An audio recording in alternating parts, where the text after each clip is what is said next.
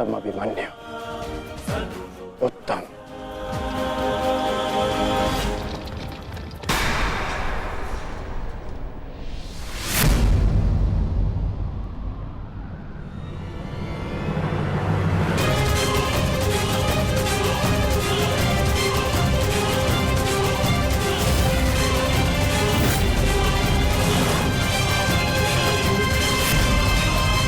एक बार तुम्हें क्षमा कर दिया था, किंतु अब नहीं।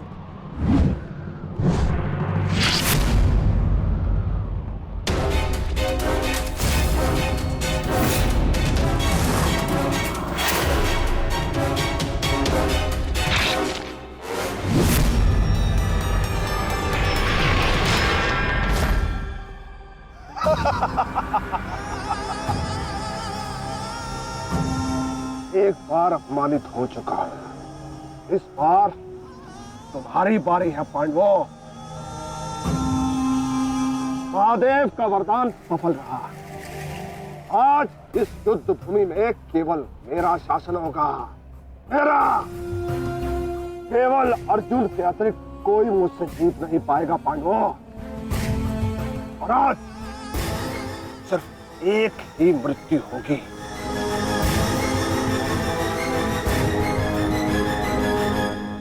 अभिमन्यु की।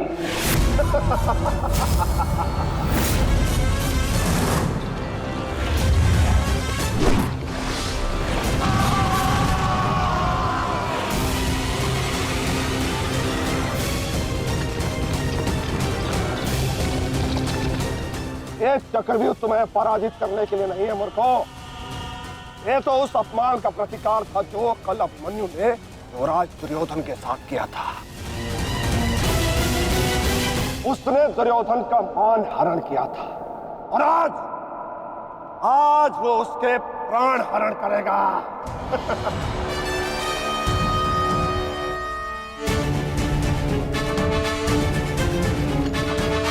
अभिमन्यु, लौट आओ, ये षड्यंत्र है।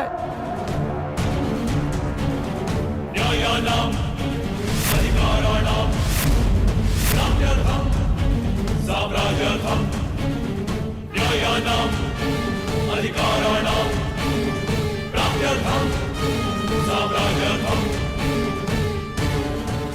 व्यू के भीतर प्रवेश करना जितना चुनौतीपूर्ण है, उतना ही चुनौतीपूर्ण उससे बाहर निकलना भी है।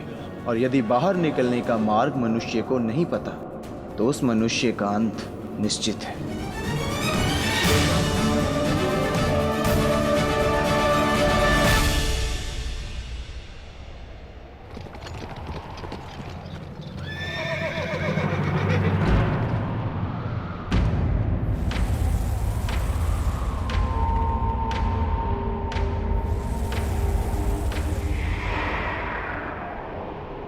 आगे बढ़िए माधव, शत्रु समक्ष है।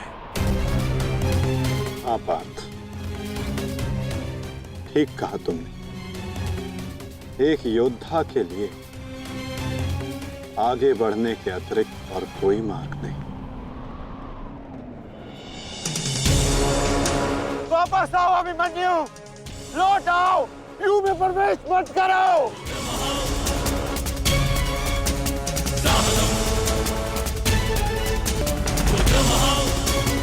मेरे लिए अब लौटना संभव नहीं था श्री। यदि हमने इस चक्रव्यूह को नहीं तोड़ा तो हम ये युद्ध हार जाएंगे, और मेरे रहते ये संभव नहीं। समझने का प्रयत्न करो पुत्र, ये सब तुम्हें घेर कर तुम्हारे प्राण लेना चाहते हैं। लौट आओ अभिमन्यु, लौट आओ। एक योद्धा मृत्यु के भय से पीछे नहीं हटता था श्री। वो आगे बढ़कर मृत्यु का वरण करता है, और आज मृत्यु को भी अर्जुन पुत्र के बाणों का तेज सहना होगा।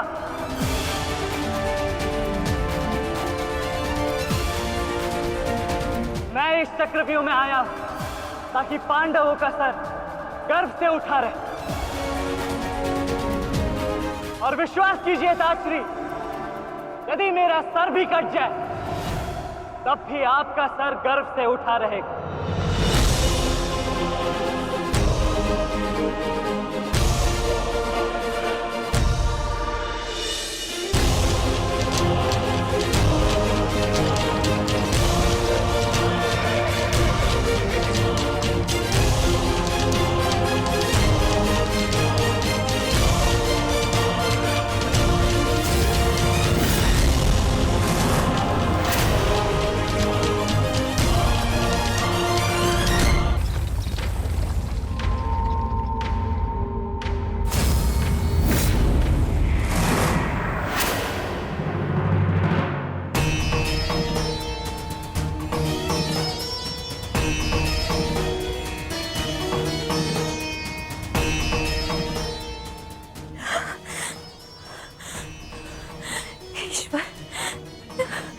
ईश्वर मेरे पुत्र की रक्षा करना। आओ आओ अर्जुन पुत्र आओ, तुम्हारा अपने इस मृत्यु व्यू में स्वागत है।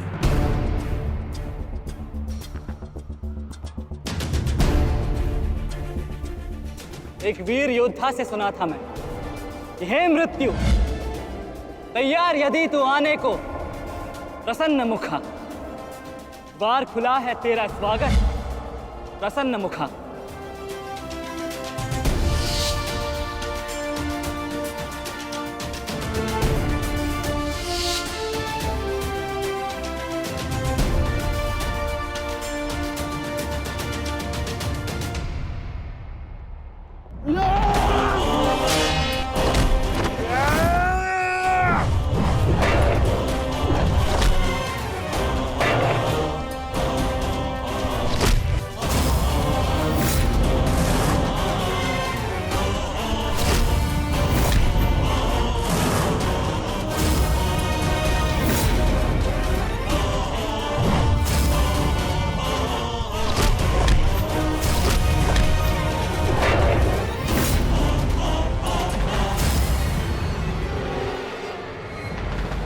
चाहूं तो तुम्हारा और बाकी तीनों पांडवों का इसी क्षण अंत कर सकता हूं मैं,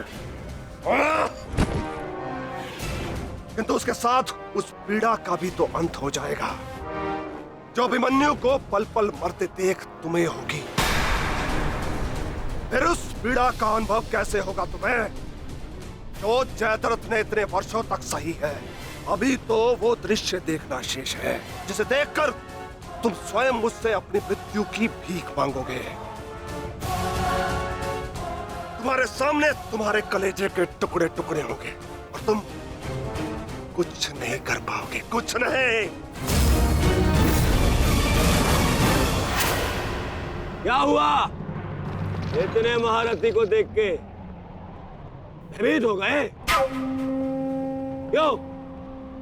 नहीं काका श्री, अभी तो ये तो सम्मान की बात है कि एक साथ इतने सारे योद्धा मुझसे द्वंद्व करने की प्रतीक्षा कर रहे हैं। अच्छा, सच में महान धनुर्धर अर्जुन के पुत्र और महानतम योद्धा वासुदेव कृष्ण के भांजे का स्वागत ऐसा ही होना चाहिए। प्रणाम स्वीकार करे आदरणीयों।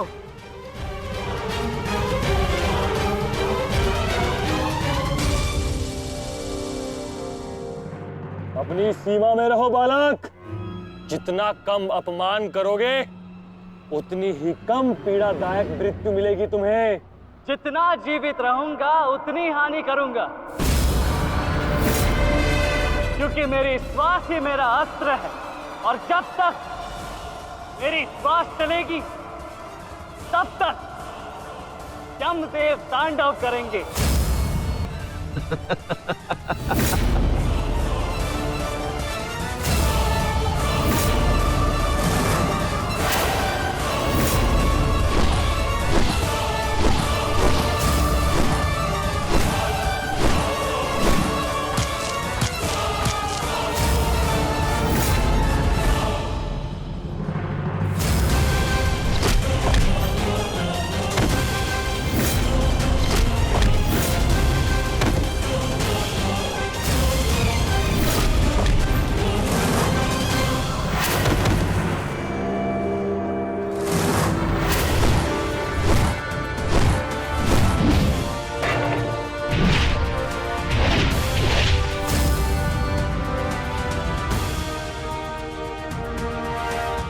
कुछ स्मरण हुआ काकाश्री? कहा था ना मैंने कि जब जब आपसे द्वंद करूंगा तब तब आपके वस्त्र हरण करूंगा, और तब तब आपके मुख पर इस लज्जा को देख अपने मन में जल रही प्रतिशोध की ज्वाला को शीतलता प्रदान करूंगा। और हो गया मेरा अपमान, अब और नहीं। महारथियों, आक्रमण करो इस बालक पर।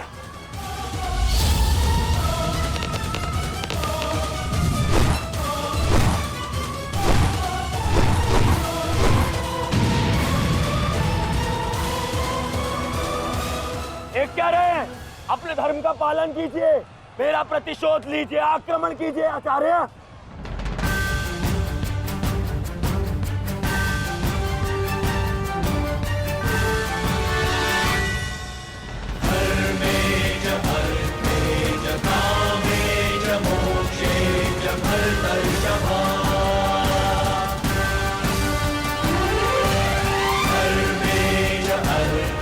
नहीं आचार्य द्रोण, ऐसा अनर्थ मत कीजिए। ऐसे अधर्म में आप कैसे सम्मिलित हो सकते हो? आचार्य, वो बालक है। रुक जाइए आचार्य, रुक जाइए।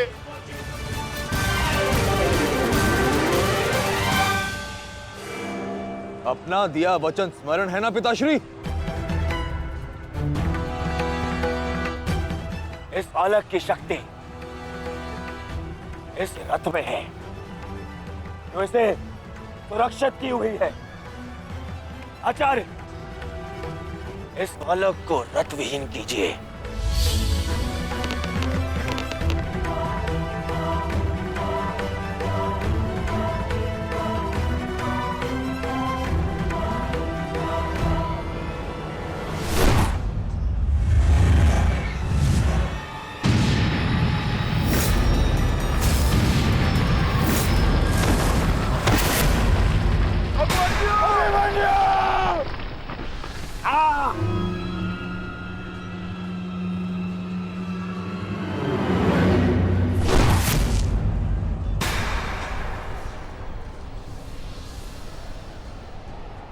माधव, मुझे कई बार चोट लगी, परंतु इस चोट की पीड़ा का भान मेरे मन को विचलित कर रहा है। कहीं ये कोई संकेत तो नहीं?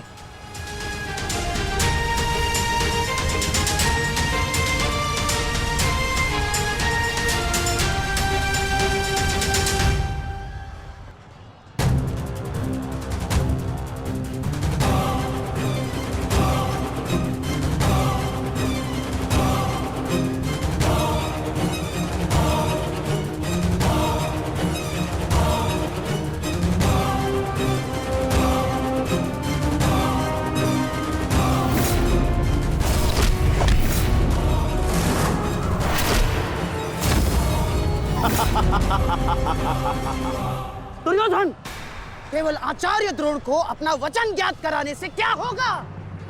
इतने अपमान के पश्चात भी अंगराज कर्ण तो जो के त्यों खड़े हैं। क्या इनका इस युद्ध के प्रति कोई कर्तव्य नहीं? मैं केवल नियम का पालन कर रहा हूं गांधार नरेश। नियम और नीति कहती है कि एक योद्धा के साथ केवल एक ही योद्धा युद्ध कर सकता है, और द्वंद के लिए अभिमन्यु युद्ध के लिए किसको चुनेगा वो उसका अधिकार है। नहीं मित्र, ये विकल्प लेने का समय नहीं है, अंत करो इसका। नहीं मित्र, हमें ये युद्ध जीतने के लिए अनीति का सहारा लेने की आवश्यकता नहीं है। नीति सिखाते सिखाते प्रपितामह शरशैया पर चले गए।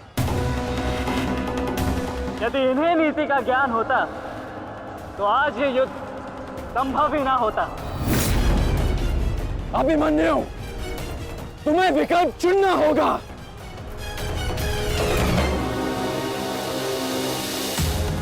तो फिर मैं आप सबको वन के लिए चुनता हूं।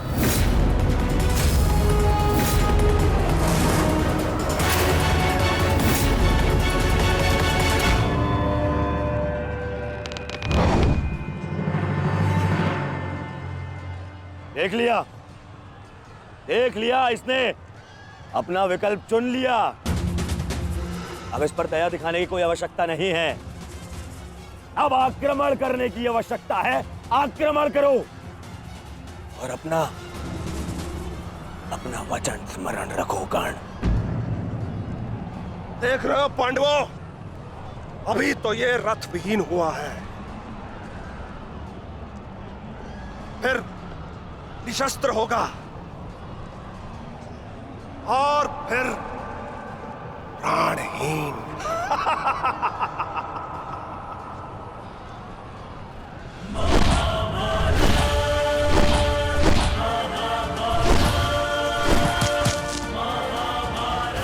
ये क्या कर रहे हो?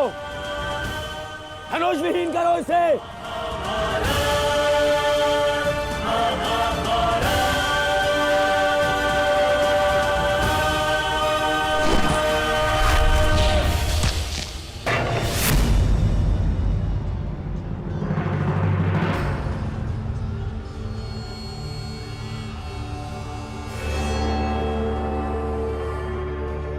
ठहरो मत, स्मरण रहे, इससे इतनी सरल मृत्यु नहीं देनी है। सूर्यास्त होने तक इसकी श्वास इससे अलग नहीं होनी चाहिए। अबे इसे बहुत पीड़ा सहनी शेष है। मित्र, ये एक योद्धा है, इसे योद्धा की मृत्यु दो। अरे योद्धा नहीं है ये, उन भगोड़े पांडवों का मेला रक्त है। इसे बहना होगा। मित्र जागो, जागो मित्र, और प्रहार करो।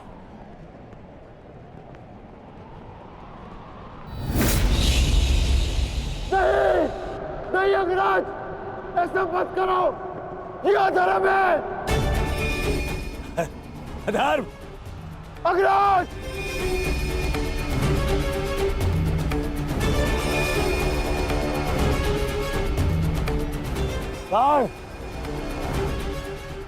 स्मरण करो, स्मरण करो कैसे इन पांडवों ने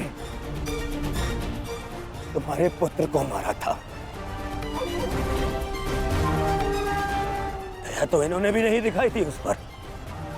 उसकी पीड़ा का मान है मुझे। और प्रहार करो का, प्रहार करो उस पर।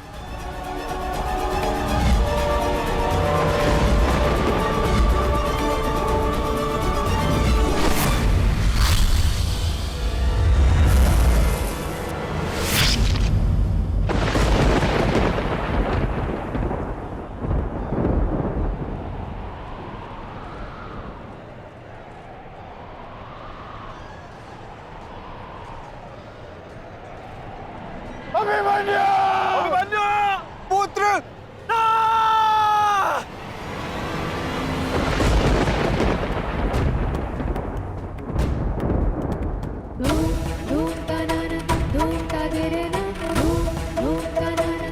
क्या हुआ माताश्री? उत्तरा बस ऐसे ही। एक बात कहूँ माताश्री, आज मन कुछ विचलित सा हो रहा है। आज से पहले ऐसा कभी नहीं हुआ। अरे तो रोज ही युद्ध पे जाते हैं, परंतु आज कुछ विचित्र सा अनुभव हो रहा है। चिंता करने की कोई आवश्यकता नहीं है उत्तरा। मेरा पुत्र महावीर है और फिर उसे सभी पांडव, पिताश्री, ज्येष्ठ, उनकी सुरक्षा भी तो प्राप्त है। मुझे पूर्ण विश्वास है अभिमन्यु विजयी होकर लौटेगा और तुम उसका तिलक करोगी। हे सूर्यदेव, आज तनिक शीघ्र अस्त हो जाओ। मेरा पुत्र बिना सुरक्षा कवच के युद्ध में गया है।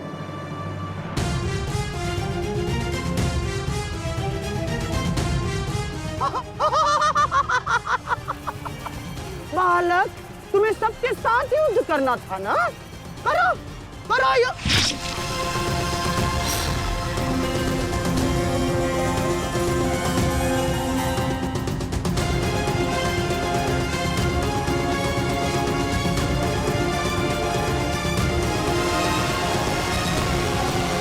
थक गए योद्धाओं, मेरी चुनौती अभी समाप्त नहीं हुई।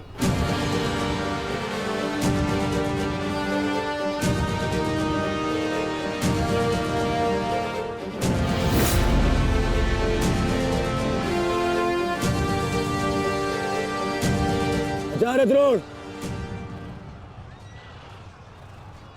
देख क्या रहे, प्रहार कीजिए इस पर।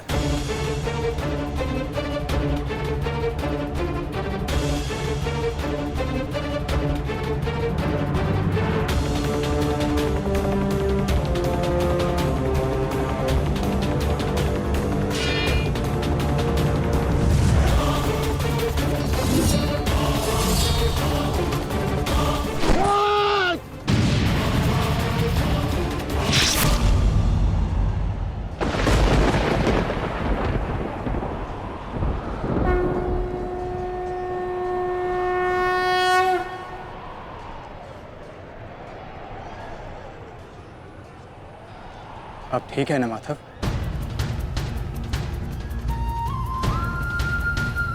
आपको कोई क्षति तो नहीं पहुंची? युद्ध में तो क्षति पहुंचती ही है पार्थ, किंतु इस पीड़ा को सहना एक योद्धा का कर्म और धर्म होता है। समय की मार को तो स्वयं ईश्वर भी नहीं टाल सकते। त्रिगर्ता सेना का नाश करो पार्थ।